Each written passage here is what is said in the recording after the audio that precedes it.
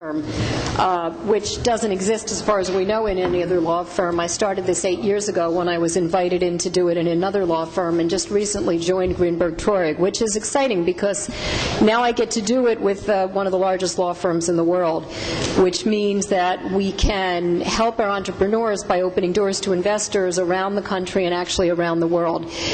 So that's a very exciting thing that I'm managing and leading at Greenberg Traurig. So with the goal of helping our entrepreneurs. The good thing about me is I don't have to bill hours. I've been a lawyer, been there, done that, done the transactions, and decided I wanted to be on the business side, so I went to Wharton, worked in venture-backed companies. So I sat where you are in terms of trying to raise money, so I understand that end of it too.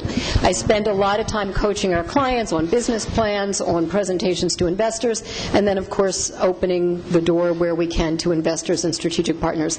It is great to be back here with Funding Post. I started working with Funding Post about 8 years ago, so it's very exciting. Also nice to see Howie. I don't know where he went. So with that said, we have a wonderful panel, and it's rare that I moderate a panel where I haven't met anyone on the panel. So I'm going to get to know these guys the way you are. Maybe some of you know this panel. So what we're going to do is have each member introduce themselves. Great. Hello, everybody. I'm the chairman of the New York Angels. My name is Brian Cohen. The New York Angels is the largest angel group in New York City by far. It's nearly over, I think, about 108 members to date. We have funded 70 companies, having invested over $50 million in deals that we've led, and probably close to $100 million as angel investors in broader deals that everybody has invested in. We look at everything. There's certainly a broad array of opportunities in New York. Our board is made up of industry specialists in fashion, digital media, finance, etc. We have a high-quality process on a monthly basis. August, we're off, leaving with my family tomorrow to Positano. Hope I'll see you all there. But we start again in September. Go to the New York Angels website, submit. We'll review and screen online. Get invited to a personal screening, and then get through that and hopefully get funded. Okay, you heard that all here. Anybody get their ticket to Positano to do some pitching for Brian? It's a great way to get to him.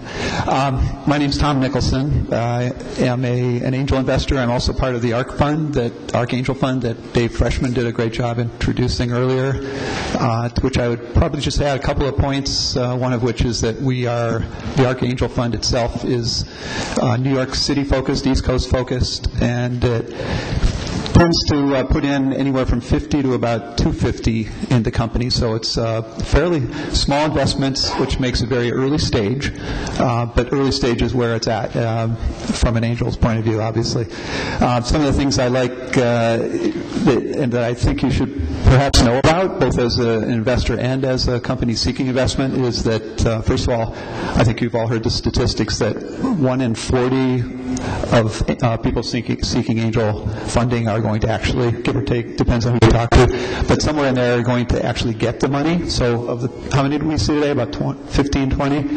So half of them are going to get funded.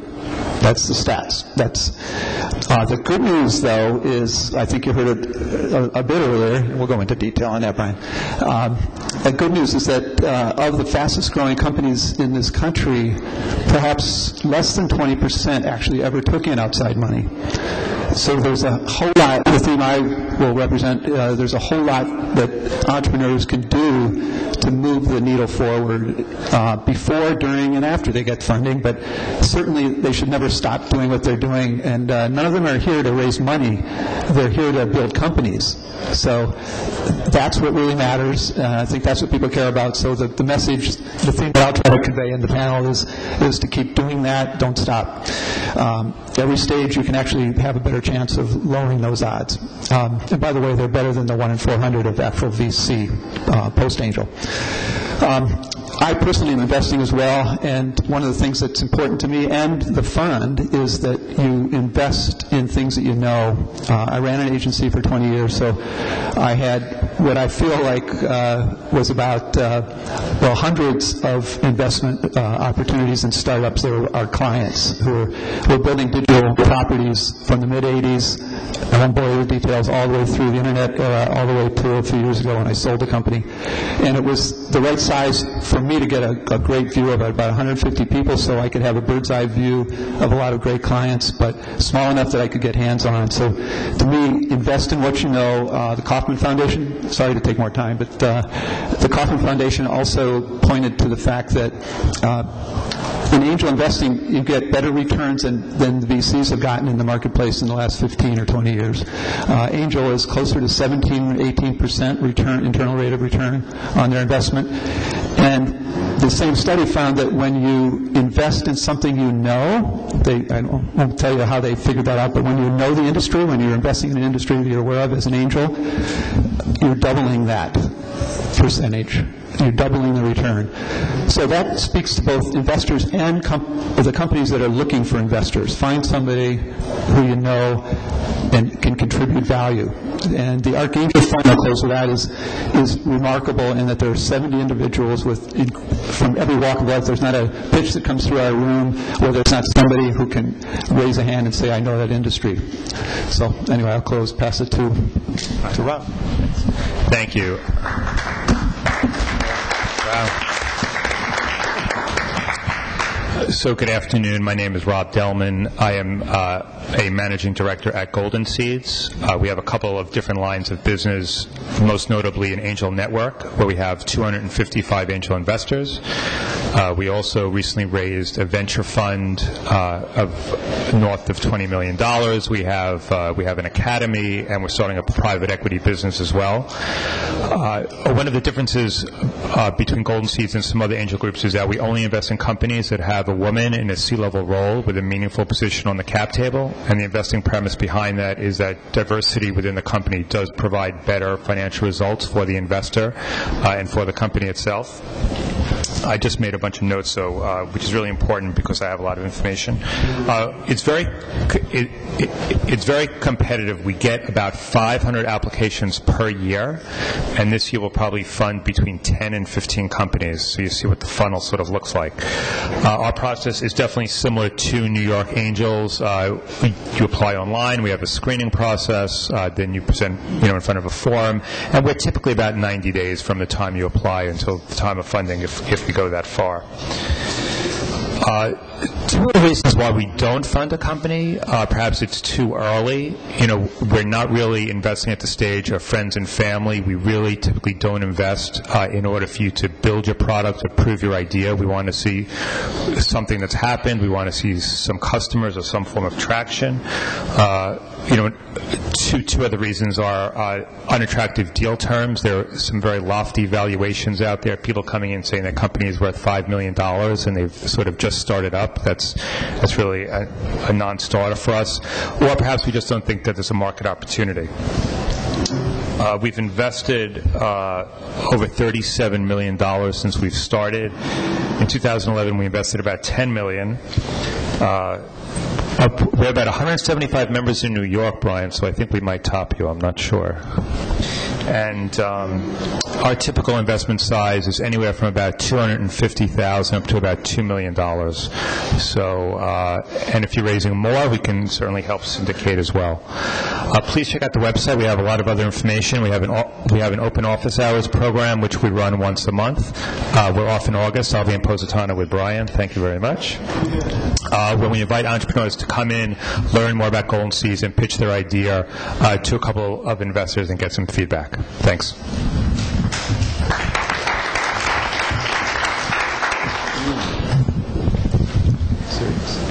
Hi, I'm Jim Robinson with RRE Ventures, a venture firm based here in New York City. We straddle the market a bit. We have a seed program that's very active here in New York. I think we've got about 56 or 7 companies currently in the portfolio, of which easily 95% are here in the greater New York area.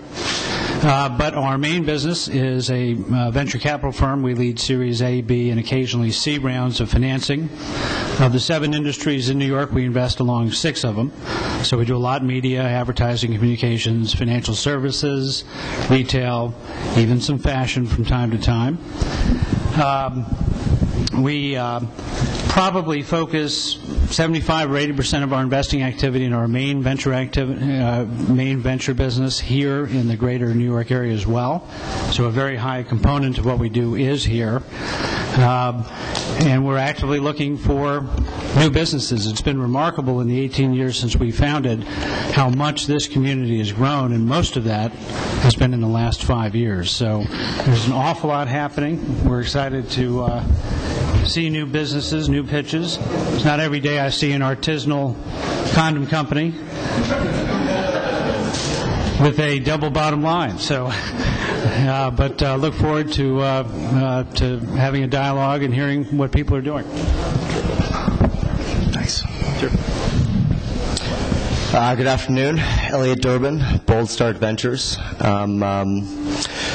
I totally lost what I was going to say with all you guys. You guys have so much experience here. I founded a venture firm called Bold Start Ventures. We were one of the first investors in Indiegogo, crowdfunding platform, Clout, Reportive, Go Instant, Enterproid, which is the dual operating system for your mobile phone. We invest early. I try and be as early as possible because there's 3 ways to win. You can be first, you can be smarter, or you can cheat. I'm not smarter and I don't cheat. I really built a venture firm from the ground up. So if you want to call that an entrepreneur, I'll leave that to you. And I'm really happy to be here.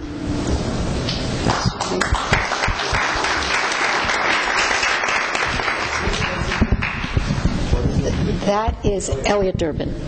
Okay. It's not usual that I comment on the panel, but a couple things. I have to really thank Tom for making it clear what the odds are for getting this kind of investment, because I always counsel the companies I work with that always have Plan B. And, Plan B is building your business, being creative, finding ways to move it forward. Don't sit around and wait and expect this to come in the door, even though you might aggressively pursue it. So thank you. I don't have to say that. I sort of said it. I have to say, in terms of Rob and Golden Seeds, it's great to see you here. I actually made initial introductions in Philadelphia to Golden Seeds. We're very open-minded here, and so it's okay that Golden Seeds sent a guy. We're not going to give you a hard time about that. You're both dudes. Dudes. I'm sorry. If my kids were here, they would say dudes, but okay. Anyway, so it's great to have, and of course the New York Angels I've been very familiar with. I've sent tons of companies to Golden Seeds. I've sent some to the New York Angels, so all of you are going to get companies from me because that's what I do. I send them off. So we have a bunch of questions, and we're not going to get to most of them. Hopefully the ones I pick are of interest to you, but we'll leave plenty of time. And for the panel, this is the rule. Number 1, you should argue and disagree with each other. That would be great. And much more interesting, it's late in the afternoon. I took my watch off, but it's late. So do that. And any examples are good. I mean, good things, bad things, a specific example of what an entrepreneur did right or wrong when they were seeking an investment. So if you can think of creative examples. So, you know what? One of the things that came up this morning when I was sitting through the workshop, the question that you guys hear all the time is valuation. And a lot of the entrepreneurs wanted to know, how do they value their company? Should they talk about valuation? Should they throw out a value? I mean, that's a pretty broad question. But if you could make some comments on valuation, 2 different comments. I guess 1, how do you value your company? And 2, how do you approach the investors with the valuation and whether you should be flexible or not? So I'm definitely starting because there's a couple of things that really annoy us. And the first thing is when you fill out an application and you leave the valuation empty. And then you come in and we ask you about it and you say we're going to let the market decide. That is a non-starter, at least for us it is. You're out there raising capital for your company. How much you're raising and how much of your company are you willing to sell? We understand it's a negotiation process, but you have to have a clear understanding of your financials and what you think your company is worth. As far as how we come up with that number, there are many different methods, which you can look up online. online as far as how much of a percentage of the company we take, how much traction, how many customers. So we try to take a look at many different versions of that, and then just try to come up with a number. When it comes to valuation, we also definitely think about if there's going to be future rounds of funding, because then what will that valuation look like, and how will that look in some sort of dilutive financing?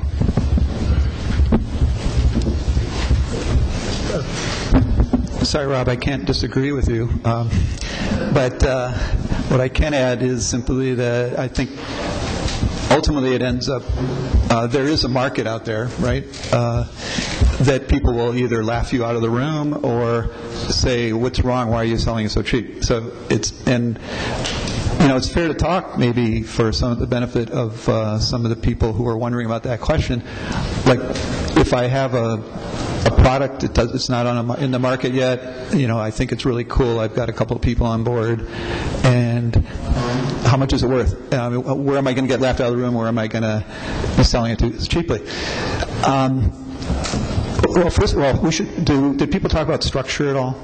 We didn't get there, because not yet. I think that's almost a more important question. I'm an advocate of convertible notes. I don't know if everybody in the panel, okay, we got a good disagreement going. No. Okay. Does everybody here know what a convertible note is? Okay, well, it's basically a vehicle to essentially loan. I'm not the best to explain, I'll let others, but in a nutshell, it's to loan company money that will then be converted to equity at the terms of whoever puts money in, like usually Series A, often Series A, where you have some professional investors who are going to negotiate the deal. What it does, and the reason I like it, is because it saves the founder and everybody else a lot of time, and it focuses you on two things. Well, maybe three or four things. One is valuation. Even though people don't like to call it that, there's a thing called a cap, which means there's a cap and a discount, which would basically how much you're willing for your advance putting the money in compared to other investors who are putting in at a less risky point. How much of a discount will you get on the same deal they have? The cap protects you in a similar way. It just says you won't be valued at more than X million dollars when you do get investors. Anyway, those two things you wrestle over. Everything else, all the terms and the lawyers and everything else, gets saved for the professional negotiations. So from an angel's point of view, it's a good thing because when they get Series A money, they'll be negotiating against a hardball players who want the company to win. And I think that's also more important to reinforce, is that everybody wants the company to succeed. Nobody wants to take 75% of a company. It's a waste of money for everybody and time. So when it comes to the valuations, which are either in the form of preferred stock early or a convertible note cap, people won't call it a valuation, but I do. I've seen it in the last 2 years creep up for people in that stage with a very promising idea, a couple of people aboard, enough traction, as it's called, to warrant going out looking for capital, and it tended to be around $3 million valuations. In other words, it's a way to get enough money so you don't take too much of the company. Now, you either sell it or you don't. If you don't sell it, it wasn't worth $3 million. If you do sell it, you've got your money and nobody gave up too much. That's crept up, I think it's fair to say. Look to the others on the panel to tell me, but it seems to have crept up to 3.5, maybe 4. I've seen everything on all sides, even up to $10 million, which is ridiculous. But that tends to be the range. Does anybody want to comment on that? I take a pretty pragmatic view to this, and I don't disagree, unfortunately, with anybody at the table. But if you look at it and you give up 20 to 30% of your company in every financing round, you're raising $750,000. There's your valuation right there. I really don't see a big differential in valuations. I see a $4 to $6 million pre raising $750,000 to $1.5 million. All day long. And really, I get beyond the valuation very quickly. If an entrepreneur comes in and says, raising $2 million on an 8 pre, and they don't have a product in the market, thank you very much for coming in. If it's lower, I ask why, and it's just a data point. But when you're valuing your company, I think it's a representation of how you look at your prospects and how realistic you are, and that applies to the rest of your business as well. So, I think valuation is a pretty straightforward point, and just put it at the front and move beyond it and focus on product and market. Well, let me just break in here a little bit. A couple of things. One, my colleague, David Gitlin, who was supposed to moderate but had an emergency, so he's not here, will tell you that valuation is whatever an investor will pay for your company. If you have 5 of them vying for your company, it might be one thing. If you only have one offer, it might be another thing. So that's just one comment. But maybe without... First of all, this is very, very complicated, and I'm not making a plug for lawyers, but I am. You've got to have a lawyer who does these term sheets day in and day out working with you, whatever law firm it is, day in and day out, because I can go down the hall of any large law firm, and if you go down the hall 10 offices, that lawyer is not going to know anything about term sheets. So it's not all lawyers are created equal. So that's number one. It's very complicated. Say how much it might cost somebody to do a term sheet? Just, for practical. It really, if it's a friendly term sheet, there's all different. If it's a friendly term sheet and there's not a lot of negotiation, it doesn't have to be big numbers. I've seen lawyers throw out between $5,000 and $15,000. If you've got somebody arguing, it can go to 20 to 30. But I know most law firms that want to be in this business and want to work with entrepreneurs have to work within budgets, have to sometimes, the payout can be monthly. It really depends. But you got to work with a firm that not only knows what they're doing, but that also understands that you're not IBM walking in the door. Mm-hmm. So my second thing, without getting too complicated, but I think it's worth you all knowing how complicated this is that valuation isn't the whole story. You can argue with an investor to get the most amazing valuation, and that investor can take your valuation away on the other end with other terms in the term sheet. And so that is really, really important. You have to look at the term sheet as a whole. And I don't know if anyone wants to get too technical, but does anyone want to comment on? I have one comment. If you're at the seed stage and it's too complicated, I'll pass. You keep it really, really simple, plain vanilla up front, because it's going to get more complex as you do future financings, and if you start on a complex framework, it's going to get messy. Ask anybody that's been through a Series D through F round. You get participating preferred, you get a cap on the participation. It gets really weird up there. But, angel round, simple, really simple. Everything depends. It all depends. Sitting on panels like this day in and day out, it's really hard to make everything clear. So the perspective is important. My perspective is entrepreneur-friendly. That's a perspective. The question is, how do you balance that with the interests of the investor? And certainly, to some degree, the logic of how you actually fund the company so that no one gets hurt if you don't make your numbers. Has anybody ever seen anybody make their first seed numbers? Never. Okay, that's one piece of perspective. If you value your company too much, too soon, to the people who gave you your original money, the people who loved you, the people who hugged you, the people who were there for you to kissy you, you're going to, fill in the blank, hurt them. So, you walk in the door, you think you're an extraordinary company, you should get some commanding, extraordinary number of dollars in valuation. The fact is, if you price that too high, the next round when you don't make your numbers, you're going to crush your friends. Keep that in mind. That's a very practical point.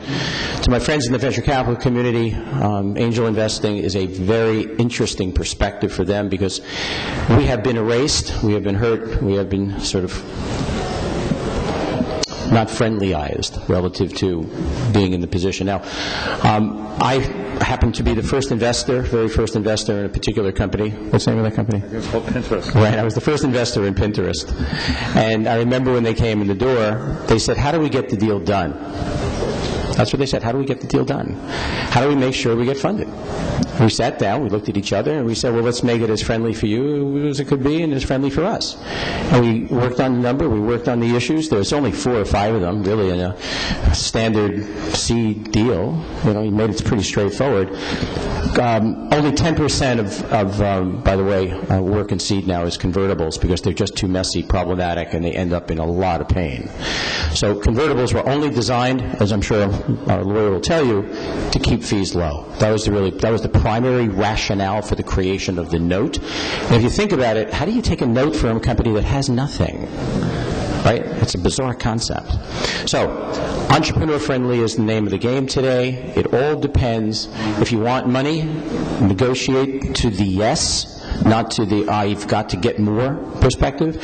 And just keep in mind that the people who are giving you that initial money are the people who love you, who care for you, who are there for you.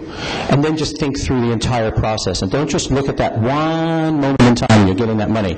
Look at the step-up of the possibilities and how much money you're going to need, what you have to attain to get it, and what the next number is going to be, and whether or not that makes any sense. Because it's more than likely you're going to need more than one round. Right? Okay. Okay, you wanted controversy, right? Looks like we got a little bit, because I think structure is important, whether it's convertible or preferred. Yeah, preferred is great. If you have a template you want to just throw in or sign without a lot of, if you don't have money to spend, a lot of time with lawyers and working out all the little details. And if you're unsophisticated, go for it. You'll sign the template and see what happens later if you're, again, from the entrepreneur's point of view. And I would... What do you mean, template? Well, I'm being facetious about the fact that it's very complex to negotiate an equity deal. And there's so many terms that most people at the seed stage of a company aren't prepared for. Now, let me give you a counterexample. I was the first investor, arm's-length investor into Artsy, a company called Artsy. I don't know how many people have heard of that. I did a note really quick. We wrestled over a couple of the terms. Put it together. 6 months later, the same note, terms on the valuation and other vary a little bit, but everything else was the same in my term sheet and in the papers. And along comes Murdoch and Jack Dorsey and Eric Schmidt and other people to take the same papers. Okay, they liked it. And then, like 7 or 8 months later, Peter Thiel comes in with $7 million and did not hurt anybody in the deal. It was a great process. It was a great structure, and it was.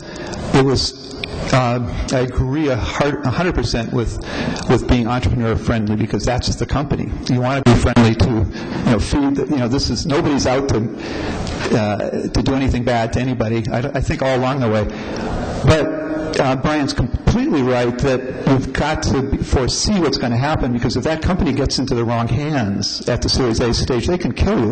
They could have crushed that paperwork that we had and destroyed us. But that's where I went in with my judgment, and this is probably the thing that everybody is going to head nod with, which is it's the people you're investing in. And my judgment about the people was dead on. He protected us all along the way. So I don't know if 10% is right. I think, from the study, Kaufman Institute, I think it's called, has some great data. If you want to read generalized data that gathers from a broad sweep of places that you can't just get anecdotally from all of us. And they're talking about convertibles becoming more in favor. I don't know. I like them. So, and some people don't. So, but why wouldn't you want it priced instead? Why wouldn't you want the number? Why wouldn't you? Sure. Well, to me, the cap is the number. But then you're at odds with the company, because if you put a cap on it, the company wants to raise more. You're rooting for less. You're actually against the company. If it's a bad cap, yes. If it's an accurate cap that reflects valuation today. But why wouldn't the cap be the price? If you're going to give it a cap, why don't you just say that's the price? Well, that is how you say price in a convertible note, right? That's the vehicle for giving valuation. Why wouldn't you just do a priced equity round if that's the cap? Because of all the terms that you have to negotiate that are beyond valuation. I agree with negotiating valuation 100%. So it's all the rest of the stuff. It's just too hard? It's too painful? Yeah, it's too costly to wrestle all the terms to the ground at the detail level you need to do a good job with it. So So wait a second. Have you two ever invested together in a company? I think we should. See what happens. Okay. Any other comments on that? Well, I think we've beaten most of this to death, and I think hit most of the points. I would have two observations, though. The first is, as it relates to this ongoing dialogue that we often see in our community about caps, no caps, notes, pricing. The reality is that people are people, and some entrepreneurs prefer to not have to get into the fairly difficult conversations around pricing the equity that day. A lot of this has to do with just how early is early. We're lumping these things together, but it's really a continuum. A guy and a gal and a dog are at a different stage if they just have an idea than two people that may have something that they've launched in alpha, which may be different again from something that is in beta. So, it is a continuum. We do both. We're one of those firms that actually do both. There are some that are on one side of the issue or the other. I think when we end up doing notes with caps, the only thing we don't do are notes without caps. It's an accommodation. It is certainly true that a goal of any financing is to align interests between all the parties, and it is certainly true that doing a note structure has the potential to disalign. But that doesn't mean that there are times when it's not a sensible, particularly very early on, way to go. Yeah. And, so it's an accommodation. There's one other good piece of news, which is that most of this stuff that we're talking about was largely resolved 4 or 5 years ago. You mentioned before there are 4 or 5 issues that battered a term sheet. That is true. By the way, it's the same number of business plans. And, we all kind of know which ones they are. It is the gestalt of the thing. It's not one term. So the way I use the dialogue that I have with an entrepreneur or a team of entrepreneurs as it relates to how they approach financing is more as a way of evaluating, have they thought through the issues? Do they have a sense of where market is for their sector? And by the way, these sectors also vary widely with where financings happen and the terms that are necessary. And so it's less a what's the number for me and much more of a have they thought through the process? Have they done their homework? We live in an era where you can find out what comparable transactions have looked like. If they've done that, they've thought about it, that means a lot more to me than if they haven't. I just have another comment. We recently had a company come in. They were looking to raise $200,000 on a convertible note, and we actually have a standard Series A preferred document. So, basically we said, let's just do it as preferred. We have a standard set of terms, and we did it that way. It was much easier. So we do convertible notes. We also sometimes do a note as a bridge. So in between, perhaps, a Series B and a Series C, they just need some money. But we like for it to be a bridge to somewhere as opposed to a bridge to nowhere. So, we do a bunch of different things, but we always prefer a preferred round.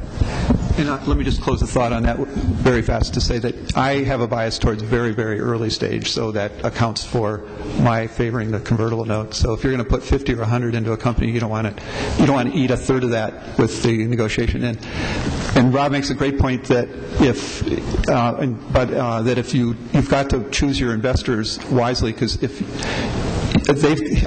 obviously they have a form they've used, and you could trust it, do some research, some social about the group, and if you like them, use their template. I call it a template, but use their form. That's fine. And there are firms, law firms included, that will go further on a pro bono, on a participatory basis. I don't want to raise that as a whole conversation, but it's all about selling your company and focusing on what you're doing now, which is to get it moved forward. And so that accounts for the differences, I think, of opinion. Because I would agree about when you have the money, do it right, and absolutely. No, that's a good point, that there are different stages here being represented by the investors. Well, I'll tell you what. Why don't we move away from the financial intricacies of the deal, and let's before we open it up to questions, I think it would be good to have the panel talk about the underlying business. What are you looking for when an entrepreneur comes to you that's going to make you interested enough to consider investing? And of course, there could be the team, the market, the et cetera. And I'll let anyone who wants to comment on that. I can go first on this one. If you think of it like a laboratory, and you're a scientist, you've got a hypothesis, you've got an experiment, you've got results, right? And really, all your pitch is a story supported by the evidence of your experiment, right? So I have a hypothesis that people are going to have a visual experience that is going to be much stickier than anything out on the market. So Brian, you, I think, took that one, and you did very well.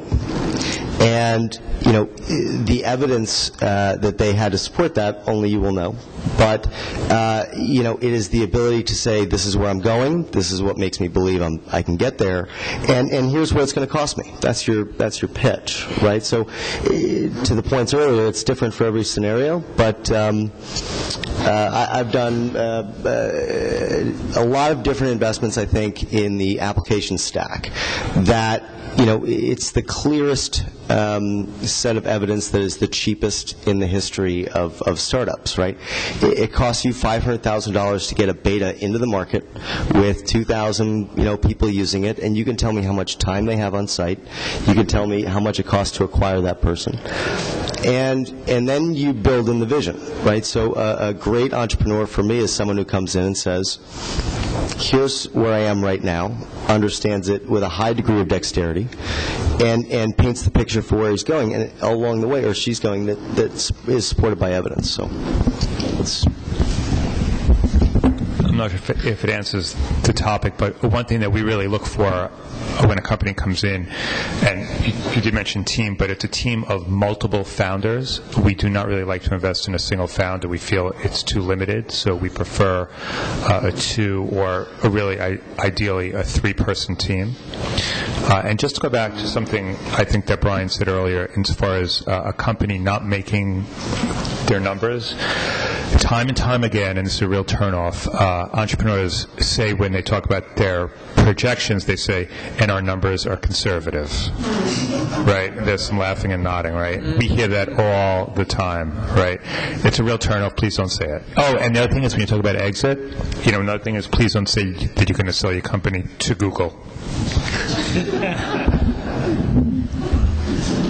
So it reminds me a little bit of Jerry Seinfeld, that once observed that all of us like the good things, right, and not the bad ones. We all know what the good things are, right? Smart people, dedicated, domain expertise, know what it is they're looking for, have a very keen observation about why they're going to win. And none of us like people that seem like they've, paid short shrift to figuring out the different aspects of what it'll take to succeed. Leaving all of those as threshold items, because frankly, if you don't have those things, we're not going to get very far, and I suspect you won't get very far with any of these folks who were seasoned and have looked at hundreds, if not thousands, of businesses. Where do you go from there? And it turns out that I think the most important aspect is, yes, are there a couple of people involved? How do they interact together? That is a huge part of the evaluative process for us. Do we think that they can work together well, not just in complementary skill sets, or do they go to different kinds of, do they bring different kinds of experiences or industry focus? Because that's the obvious stuff. But more importantly, what's the chemistry? Do they seem like they're able to communicate well? This, and particularly the earliest stage, that's all you have. Everything else is talk, right? We're not investing in cash-flowing businesses with 20 years of operating histories. So, as you get further along and you get more proof points and the teams get bigger, it's 2 people, it's 6 people, it's 15 people, you can start to use other evaluative tools. But at the end of the day, that really is the bet. So the whole, people or market, A team, B product, vice versa, is nice, plays out well in the press, but ultimately, who the people are and do they interact well is by far the biggest key for us. From my vantage point, I have the 2 I's. The first I is the hard one, and that's integrity. And that's a big thing, and it's hard to gauge when you meet somebody for the first time. So I kind of like to have breakfast, maybe brunch. I want to chat a little bit about your life. I want to find out what you're made out of. Because the integrity issue is a critical one. And as you said before, they can come back and hurt you. The other one, and I guess I have to talk to the condom guy, is intimacy. I believe, and I unfortunately see it a lot in New York. I've been trying to start this Devil's Advocate Council. A lot of the startups that I tend to see these days don't have rigor. Rigor is that word that says, I've really thought about what I'm doing. I really thought about the needs of the customer. So prior to doing this, I had built the world's largest science and technology marketing strategy company. And that meant I had to know the market and I had to know the customer. And I like to say I went belly to belly with the customer. So you can actually visualize that. So I'm really incredibly surprised as I just ask basic questions. Who is your customer? What do they want? And what are they thinking? And how are you going to parse your product, solution, service in their world? Tell me, how do they get it? When do they get it? Why do they need it? Who's going to use it? How often are they going to use it? What are they using now?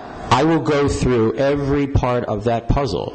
And all too often, it's remarkable that they push back and say, I'm sorry, but you're asking very tough questions. I say, yeah, goodbye. Thank you very much. So the lack of rigor in the intimacy side of how much do they really know about their customer really, really, really surprises me. Now, it's kind of funny you mentioned, and this is a little self-plug. So I have been in the news business all my life, and I figured all these startups in a world of extraordinary innovation and extraordinary creation, that the idea of getting information out to the world about what everybody's doing that's new, there's no place online for it. So my son and I, so if we were being measured, we're actually a good team. We have great chemistry. As we use that word DNA too much, we have the same DNA, right? So we just launched the company 10 weeks ago here in New York. The mom is in there too. That's right. That's right. My wife was my partner too, so I'm very much into a family thing. And I got a very strong feminine side, so that's a very important part also about starting a company, guys. Having a strong feminine side, that's why Golden Seeds is so wonderful. Okay. But you're asking an important question, and I'm trying to define some of the insight, not just the cursory stuff. All right. Love Golden Seeds. We partner with everybody. By the way, the one thing you should all know is that we're building what's called the New York Angels Network in New York City, where all the angels work together, all of us, kumbaya, where it makes it easier for you all to get funded in front of one larger group, since that's really the objective. So just finishing up my point I made before, I'm an entrepreneur now. I haven't been one in about 15 years, but with my son, it's called launch.it, Launch It, and it's free for everybody who wants to launch their products online.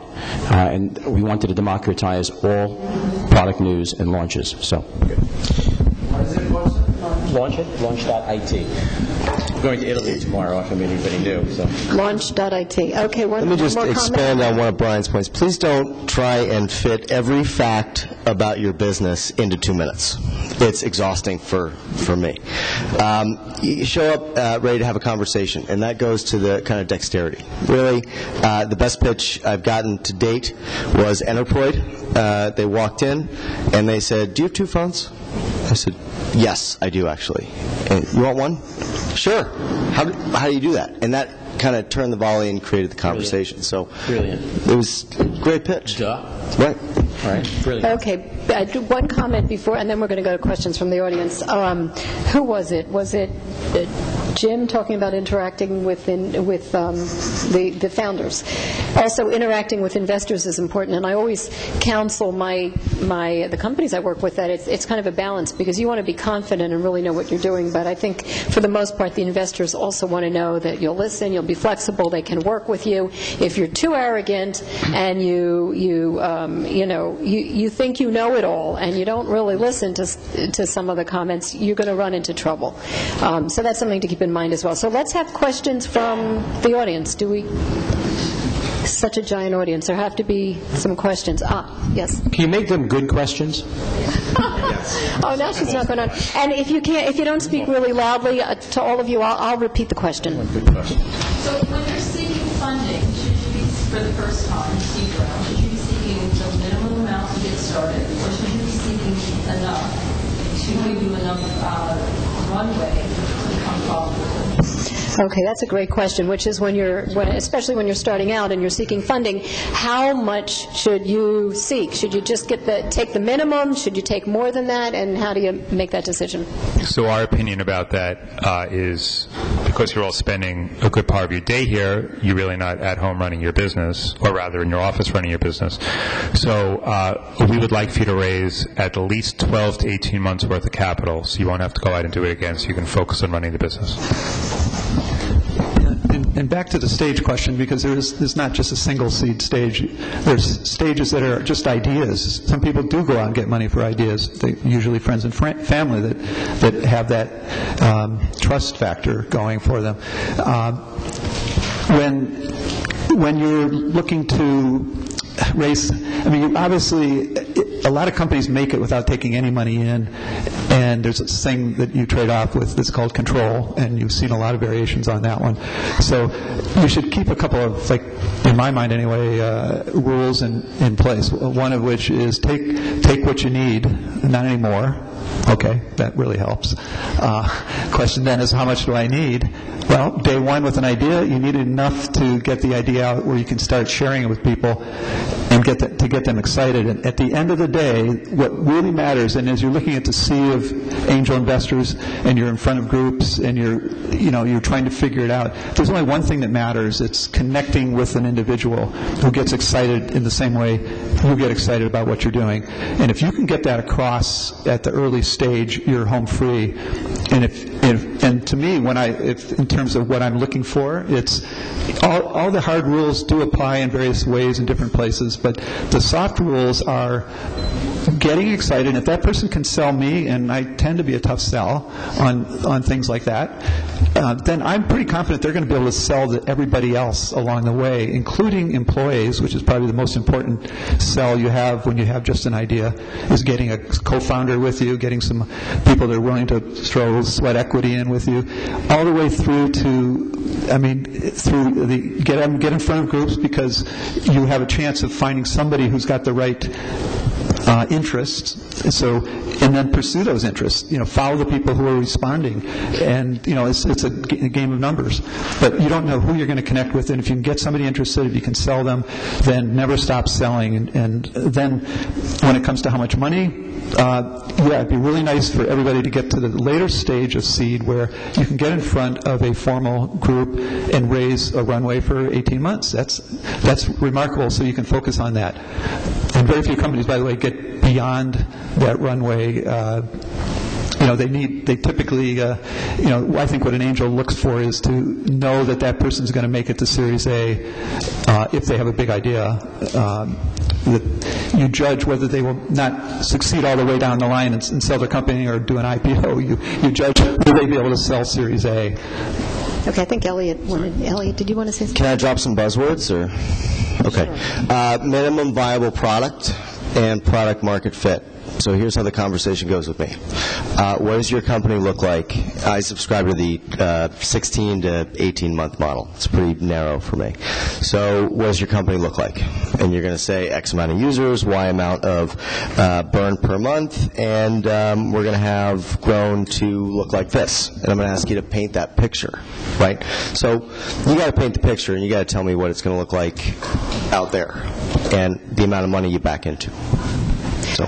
Now, that was one of the buzzword I use, which is milestone. What is your next milestone that is viable, and what do you need to get to it? And I think that's really important, and the investors are going to want to see that, because getting to that next milestone will, if all goes well, increase your valuation. So if you do need more money later and you've hit that milestone, then the investors are happy because your valuation should be higher. Oh, okay. I think sorry. Brian has an opinion. Well, did I say something wrong? No, that's just it. Again, it depends, right? The best practices that I've ever seen are written by Golden Seeds. I marvel at the qualitative nature of their thinking, and Rob is dead on. You should raise enough money so that you don't have to worry about raising money for a while. Right? So if you raise too little, even with an MVP, even with that, which is kind of a nice way of saying we'll give you a little bit to see how you do, right? Silicon Valley has this new mentality. Let's make money a non-issue. Let's give you so much that you don't have to worry about it. We believe in you. We think you're a great team. Go forth and conquer, and not have to have you go through those hoops. So the best practices that Rob talks about are absolutely the best answer. How much do you need so that you don't don't have to worry about being out there and coming to events like this, though they're great events, so that you don't have to worry about trying to raise more money. That makes much more sense. You can just focus on your business for a while. And that's a rational, logical business strategy. Yeah, I actually would like to add to that, and I hadn't thought about this until you mentioned a point, and it reminded me of this. Fact is, there are a lot of folks that at this point would like to do minimum amounts of capital they can't overwhelm. To me, one of the single biggest causes of premature death in startup companies is not raising enough money, but raising too much. And what I mean by that is what happens is everything becomes a possibility. So whereas before you had to figure out, okay, what do I need to do to get to my minimally viable or whatever service or product it is that I'm trying to do to get out there, get some proof points, get your milestones. If I give you 2x that money, you're going to say, well, we also had this other idea, we could try this too. And then Bob over there had an idea, and believe me, it gets very, very, because you think you're actually reducing risk by saying, well, let's try both or all three of these at the same time. And in fact, you increase your risk because of the defocusing that happens. And that's a kiss of death, and we see that play out frequently. So it's a nice idea to have somebody, upsize the round, and there is a lot of capital at the seed and at the growth stage level. So that, I would be just as cautious about too much. 12, 15, 18 months, yeah, that's all reasonable. Multiply your estimates by, 0.7 and gross up, or 1.3 if you're looking at it the other way. But much above that, if you seek $1 million and you get offered 3, don't just assume more must be better, because in fact it may be the reason you fail. By the way, I have seen cases, though, where, depending on the entrepreneurs, that those who are less sophisticated, I've seen angel investors come in and say, you know what, we love this idea, but we think you need more than you're asking for to get there. But they thought about it very responsibly. It wasn't just to throw extra money. So sometimes there is a discussion that goes on. Is there another question? Okay. No, that's you. Really quickly, I just wanted to ask, what do you see in your experience as the time frame that you meet an entrepreneur to the time when you sign a term sheet to the point where they actually get funded so they can start using that money in the business? Did everybody hear the question? It's just the time frame from when you start meeting an entrepreneur. Frame on the amount of money you might be thinking about in that case? Because some entrepreneurs, they come at different stages. They need the money more urgently than others because they already have the business. I got this. Others, they may have a burn rate, they have a long run rate. So does that play a factor at all? Don't raise money when you're right about out of it. That would be the first thing. And by the way, it always takes longer than you think. That is much longer than you think. And second thing is no. It's different. I like a lot of plots on the graph. It's a relationship. There's some entrepreneurs that show up and say, "Here's my plan. Any questions? Okay. Where's the check?" And I'm just, that's not the way it goes. It's a little more organic for me. So it's always best to start early, even as you're developing your business. If you're not looking to fundraise, build those relationships so that, when it happens, you're ready to go. We recently met an entrepreneur. We really liked the business, and she said, well, I need the funds in 3 weeks. And we just loved her. We loved the business, but we said, no, thanks. We're not going to be rushed. We do a lot of due diligence. Typically, in our process, about 90 days, 100 days, somewhere in that area. But building the relationship, by the way, is critical, because if the investors feel they know you because they met you today and you followed up in a couple months and say, hey, wanted you to know that we did this, and you keep them in the loop a little bit. You're not harassing them every day or every week. But that's very, very different. So it's a long-term relationship, and being at these events where you can meet them in person is critical. Yeah, it depends. Now, if the first thing you should recognize also is that you're in control. I'd rather have an entrepreneur be in control. Well, what comes with control? Responsibility, right? So if you're going to be in control and you take that responsibility, you better come in and have a conversation that has an intelligence to it, that you've talked about term sheets with other people, you've hired a great lawyer, you've done all those things because you are in control, right? So if you're in control, you're going to speed up the process. You're logically going to say, how do I make this process work better? I'm going to look for a great first investor lead. Right? You're going to find somebody like Rob Delman, and if he gives you money, I'm going to say, I think a lot of him, and he's going to come and ask me questions, and I'm going to back what he believes in. That's called, everybody know what that's called? Social proof. I would say, I'm going to go out on a limb, 75% of all angel investment is probably social proof, because most of the angel investors have no idea what they're doing. They think they do. I've never met an angel investor who can actually pick a winner. After the fact, they were brilliant, they were fabulous, oh my God, I knew all the time. But we tend to, in great ways, trust others who have perhaps somewhat better instincts than we do. So if you are in control, you're planning this process out, you're thinking about your runway of 12 to 18 or so months, not taking too much, taking the right amount, because your business tells you how much you need. So from a strategic standpoint, iterating is the new innovation. Iteration is the new innovation. Iteration is always going to be part. 75% of the companies we look at never doing the same thing anyway a year or so later. Something close maybe. But if you're in control, you're going to drive the process to be as short as it can be. And the first question you're going to ask an angel investor is, do you write checks? The average angel investor only invests in one company a year. They can waste your time. So, next rule, don't waste your time. Only go to those people if you're in control. Are you all going to be in control? Great. If you're in control, you're going to ask the question of the investor, do you have money? Do you write checks? And then the next question is who? Because it's remarkable. You may think that all of us spend a lot of money to make money. None of us make money in angel investing, by the way.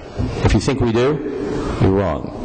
I go to the Angel Capital Association every year. Rob and I walk around and say, anybody making any money doing this? Any exits at all? Far and few between. We wish, we dream, but we can spend money. We could invest money and have great, sexy, shiny new toy companies we invest in. We really don't make a lot of money. Just dispel any myths out there, right? The money that we actually invest, we can afford to lose. So it's a lot of fun play money. But if you're in control, you're going to make the process go faster. Let me throw into that, too, that a lot of what I've been saying has been about me personally, but I should talk a little bit about the ARC Fund, which does have a formal process where it's about a 6-week process for, assuming it all goes through all the stages of it. It's 6 to 8 weeks, typically, is the time frame on a successful deal. I should also point out that deals today with angels are starting to be more joint efforts, which Brian had pointed out as well. So we're going to be doing all this together, making money. And so it's usually a part of a round. If you have a sizable round, say it's 500, 750, like a group like the Archangel Fund would be perhaps 100 of that, and then you might have a lead in place, which is important. You want somebody with enough money that they're going to be working very closely with you to help, so choose that person well. And there could be a handful of others. And that thing called social proof is a double-edged sword as well. It's very important because when you see a round happening and you trust and know the people in it, that speaks a lot and saves you a lot of time on the due diligence. At the same time, it can also create a herd effect, which I think none of us really want to sort of admit that we're part of, but it is part of the psychology of what's going to make it and what's not. And that is a dark art of sorts. There's nobody that can claim expertise on that one. It's just, it just happens, and it is always in retrospect. But I would disagree with Brian about the statistics on making money. I think you should expect your angels to make money, and angels should expect, and I think Brian's just going out on a limb here to say that, but in fact, it's shown to be a much more productive industry than venture capital, as I mentioned in my opening statement, who have even performed along with the S&P so well. The angels have blown it away in the last 15 years by stats. I'd love to see your stats. I've got to chime in on this one. First off, the best companies that I've gotten into, you can call it a herd mentality, but there was a extreme demand for that, and we either got in or didn't get into that round because we were valued, right? So due diligence on your investors. I talked to a couple of your portfolio CEOs. And then you've actually created a mechanism where they can do diligence without knowing it, right? Because if that portfolio company CEO calls them back and says, wow, they're going to take an extra special look at you, right? And second, syndication is happening more and more, but yeah, we did a look at our portfolio about a month ago. There's 40% overlap. I'm invested with RRE, and we all know each other, so don't ever assume that we don't, because you walk out of the room, if we like you, I'm picking up the phone and calling the 3 guys you just met with before this and saying, what are you thinking? Right. And it's the same thing entrepreneurs do, so just don't assume that we're anything but human. Okay. By the way, I just wanted, one thing we haven't talked about is the question of approaching people and what to do. But when you get a no from somebody, a quick no, that's a good thing for everybody to save time. The first thing you should ask them is there anybody that you think would want to take a look at what I'm doing? Because that ultimately, people will send you to somebody who they know, and that's really a useful thought. You should never take no without that piece. If they don't send you to somebody, then I would work in my pitch. I also just want to mention that's very important as far as how to approach an investor. So at an event like this, we're going to sort of mingle, and you're all going to want to sort of talk to us. So sort of know when the conversation is over, right? We're more than happy to meet you and talk to you. Don't stick a business plan in our hand. Talk to us for 5 minutes at most and say, you know what? Do you mind if I call you and I set up an appointment and let the next person come in, right? Knowing the conversation is over, because if you keep talking and talking and talking, we really are never, ever going to want to talk to you again. Well,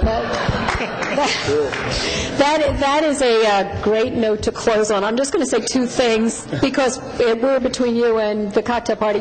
One thing, just a point of education. Some of you are in companies with a socially positive mission.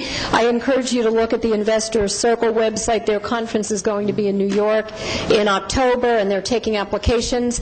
So take a look at that. That was one comment. Oh, the other comment, when you're doing due diligence on your investors, it might be hard to find, but see if you can find what happened with a company that didn't do well or didn't meet its milestones. What did the investors do? Did they stick by the company? Did they not? It's not always easy to do that, but that's just... It depends.